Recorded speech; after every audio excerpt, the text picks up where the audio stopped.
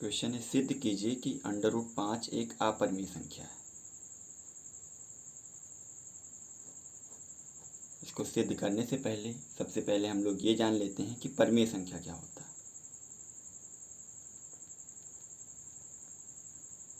परिमेय संख्या ऐसी संख्याएं जो p/q के रूप में लिखी जा सकें, जहां p और q दोनों के दोनों पूर्णांक संख्याएं होनी चाहिए और q वो कभी भी 0 के बराबर ना हो।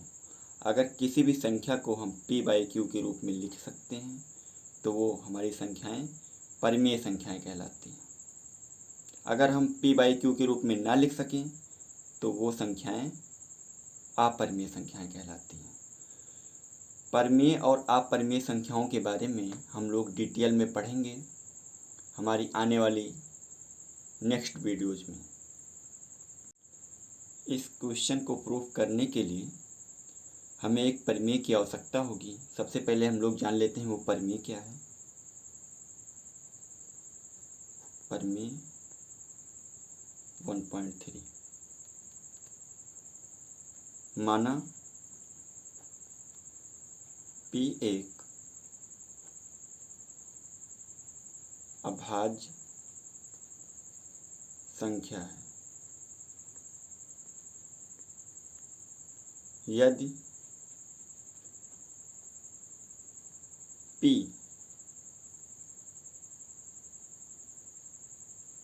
a स्क्वायर को विभाजित करता है तो p a को भी विभाजित करेगा, जहाँ a एक धनात्मक पूर्णांक है। अगर p कोई अभाज्य संख्या है, यदि वो a स्क्वायर को विभाजित करता है, कोई संख्या a स्क्वायर है, अगर वो a स्क्वायर को विभाजित करता है तो p a को भी विभाजित करेगा। ये हमारा परिमेय है जहाँ a एक धनात्मक पूर्णांक है। हमें सिद्ध करना है कि अंडर रूट 5 एक अपरिमेय संख्या है। हम लोग इसके विपरीत मान लेंगे कि अंडर रूट 5 एक परिमेय संख्या है। अगर अंडर रूट 5 एक परिमेय संख्या है तो उसको हम लोग p/q के रूप में लिख सकते हैं, जैसा परिमेय संख्या का परिभाषा है।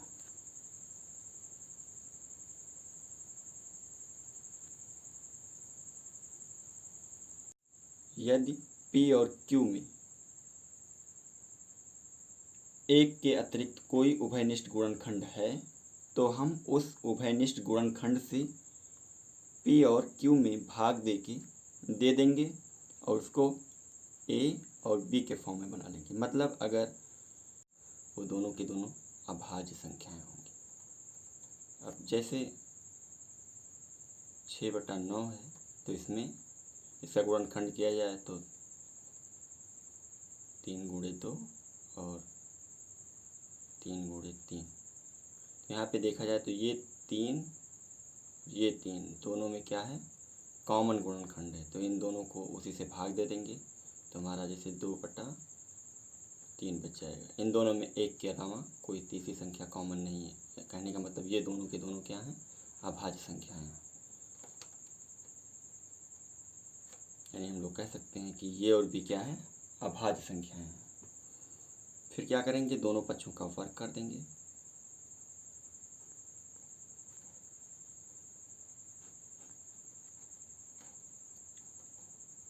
यहाँ मिल जाएगा 5, ये हो जाएगा a² / b²।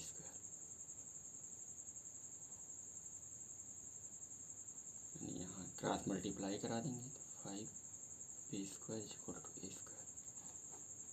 इक्वेशन 1 मान लेंगे। यहाँ पे देखा जाए तो a² बराबर इसको लिख सकते हैं 5 = b²।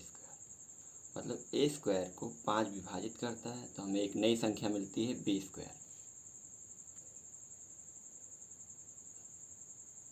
तो अगर ए को 5 विभाजित कर रहा है, ए को 5 विभाजित करता है, तो परमेय हम लोग देखे थे, परमेय 1.3 से 1.3 क्या कहता था, परमेय 1.3 से क्या था कि अगर ए स्क्वायर को 5 विभाजित करता है तो ये को भी 5 विभाजित करेगा। तो अगर ए को 5 विभाजित करेगा तो कोई एक संख्या मिल जाएगी कि अगर ए को 5 विभाजित कर रहा है तो मान लीजिए कि कोई वो संख्या मिल रही है सी, मान लेते हैं संख्या सी मिल रही है। फिर दोनों पक्षों का क्या करेंगे, वर्ग कर देंगे, तो ए स्क्वायर पान ये मिल जाएगा। यानी हम लोग कह सकते हैं कि A square is equal to, cross multiply करा लेंगे, सी स्क्वायर। अब ए स्क्वायर बराबर यहाँ समीकरण 1 से देखेंगे 5b स्क्वायर था तो यहाँ पे रख देंगे, तो ये हो जाएगा 5b square is equal to 25c square. यानी इस 5 से इस 5 को कैंसिल कर देंगे तो यानी यहाँ पे जाएगा b square is equal to 5c square. यानी इसको लिख सकते हैं b square by 5 is equal to c square. अब यहाँ पे हम लोग देखें तो b स्क्वायर को 5 विभाजित कर रहा है, तभी हमें एक नई संख्या मिल रही है c स्क्वायर। तो अगर b स्क्वायर को 5 विभाजित करता है तो b को भी 5 विभाजित करेगा। तो यहाँ से हम लोग देखते हैं कि a को भी 5 विभाजित करता है और b को भी 5 विभाजित करता है। तो कहने का मतलब है कि 5 एक के अलावा एक ऐसा गुणनखंड मिल जाता है जो दोनों में कॉमन हो। लेकिन हम लोग मान के चले थे कि a और b में कोई कॉमन फैक्टर या कोई कॉमन गुणनखंड नहीं है। इस तथ्य का विरोधाभास प्राप्त होता है कि ये और भी क्या है, सहाभाज्य है। और यह विरोधाभास हमारी त्रुटिपूर्ण कल्पना के कारण, यानी जो हमने माना था वो त्रुटिपूर्ण यानी गलत था कि √5 एक परिमेय संख्या है। इससे यह निष्कर्ष निकलता है कि √5 एक अपरिमेय संख्या है। अब हम लोग एग्जाम में प्रॉपर तरीके से कैसे लिखेंगे वो हम लोग एक बार देख लेते हैं बढ़िया से।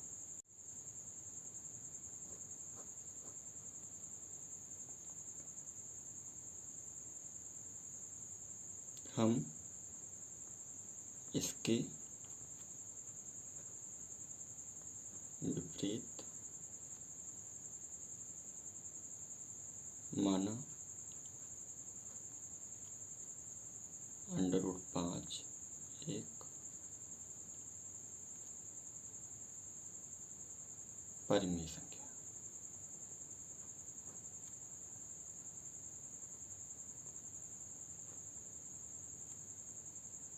तो अगर ये परिमेय संख्या है तो √5 को हम लिख सकते हैं a/b के फॉर्म में। यानी a और b क्या है, जहाँ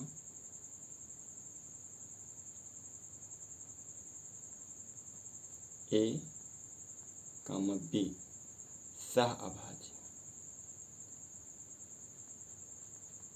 सहअभाज्य का मतलब दोनों की दोनों संख्याएं, यानी a और b दोनों संख्याएं अभाज्य संख्या।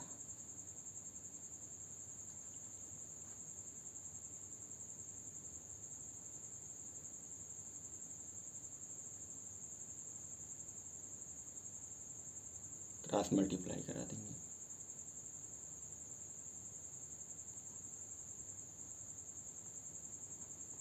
ये मिल जाएगा। फिर दोनों पक्षों का वर्ग कर देंगे, दोनों पक्षों का वर्ग करने पर, दोनों पक्षों का वर्ग करेंगे तो ये मिल जाएगा b√5 का whole square is equal to a square. यानी ये मिलेगा × 5 a स्क्वायर। यानी इसको लिख सकते हैं 5b square is equal to a square. ये समीकरण 1 हो जाएगा। उसके बाद इसको हम लोग लिख सकते हैं A square upon 5 equal to B square, यानी ये 5 को इधर ले आएंगे।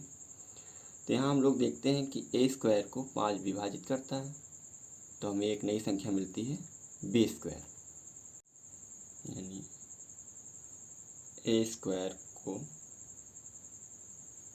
5 विभाजित करता है,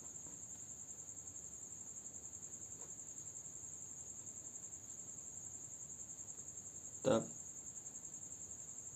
परिमेय 1.3 से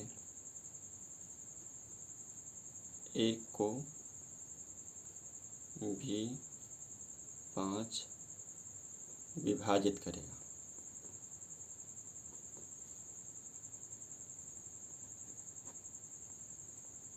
अगर ए को 5 विभाजित कर रहा है तो कोई एक संख्या मिलेगी, मान लेते हैं उससे मिले।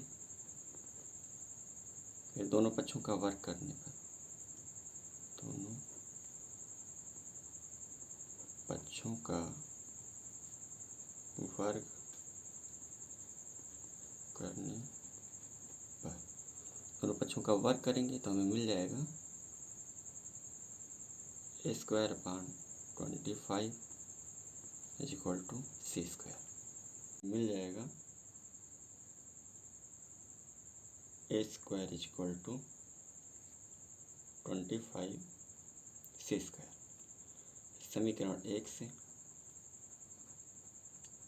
ए स्क्वायर बराबर वहाँ था 5b स्क्वायर, तो वहाँ से ए स्क्वायर की वैल्यू यहाँ पे उठा के रख देंगे, तो यहाँ मिल जाएगा 5b square is equal to 25 C square. यानी इसको हम लोग कह सकते हैं कि 5b square upon 25 is equal to C square. 5 से कैंसिल हो जाएगा, यह आ जाएगा B square upon 5 is equal to C square. यहाँ पे देखा जाए तो बी स्क्वायर को 5 विभाजित करता है तो हमें एक संख्या मिलती है सी स्क्वायर।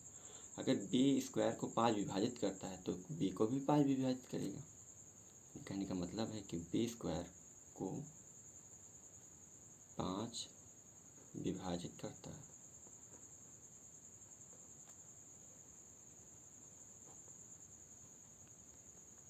तब बी को भी 5 विभाजित करेगा। परिमेय 1.3 से हम लोग देखते हैं कि 5 कम से कम एक ऐसा गुणनखंड मिल जाता है जो ए और बी दोनों को विभाजित करता है, यानी वो दोनों में कॉमन गुणनखंड हमें प्राप्त हो जाता है। अतः ए और बी में कम से कम एक उभयनिष्ठ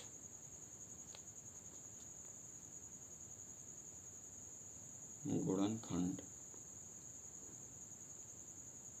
5 है,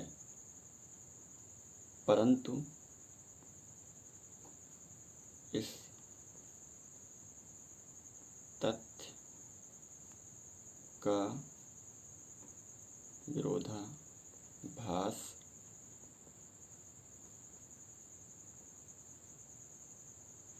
विरोधाभास प्राप्त होता है।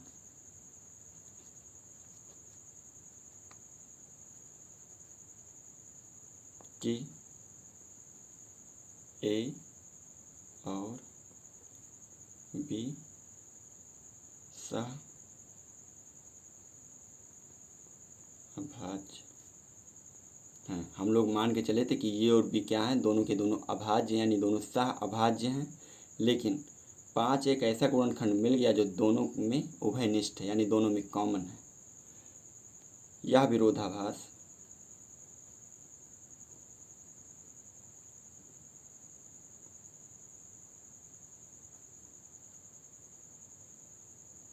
हमारी त्रुटिपूर्ण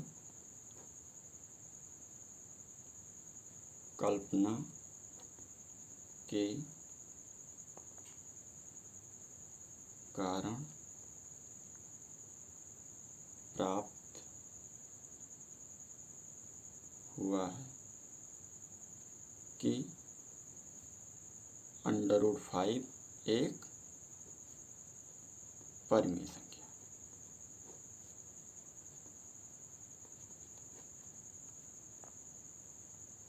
अब यह विरोधाभास इसलिए प्राप्त हुआ क्योंकि जो हमने माना था वो हमारी कल्पना त्रुटिपूर्ण थी।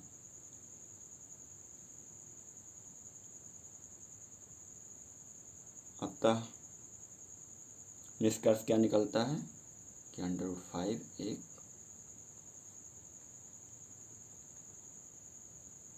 अपरिमेय संख्या। इसी प्रकार हम √2, √3, √7 को भी सिद्ध कर सकते हैं कि वह एक अपरिमेय संख्या है। ऐसे ही दूसरे सवाल में इसे दिया है 3 + 2 √5 एक अपरिमेय संख्या सिद्ध कीजिए।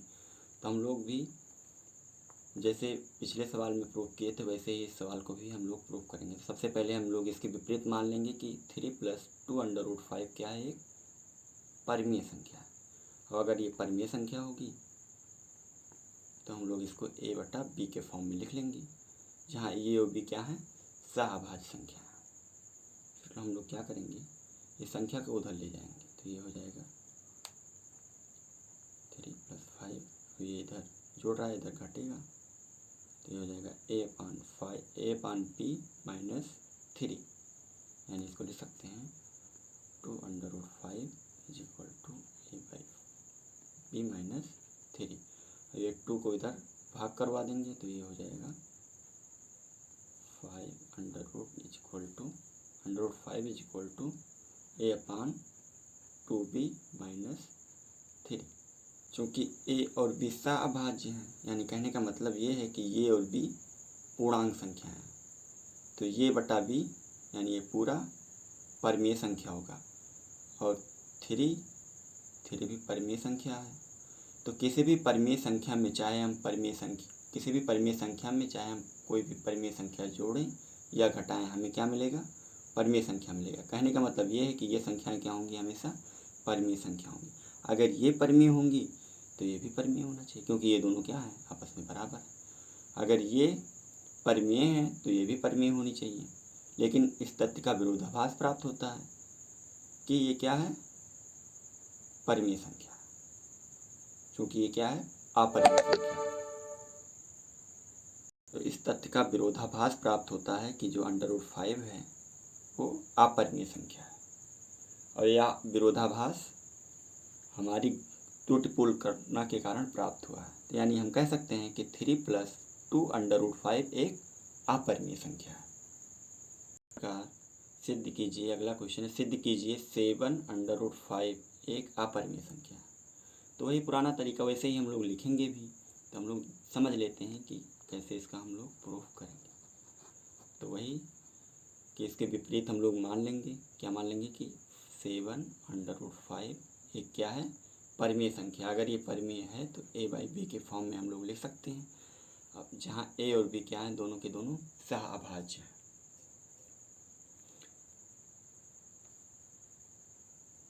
फिर हम 7 यहाँ मल्टीप्लाई इधर जाएगा तो डिवाइड करेगा, यानी ये हो जाएगा √5 = a/7b। अब चूँकि a और b पूर्णांक हैं तो a/7b ये परिमेय संख्या होगा। अगर ये परिमेय संख्या है तो √5 भी परिमेय संख्या होगा। परंतु इस तथ्य का विरोधाभास प्राप्त होता है कि √5 एक अपरिमेय संख्या है। और यह विरोधाभास हमारी त्रुटिपूर्ण कल्पना के कारण प्राप्त हुआ है।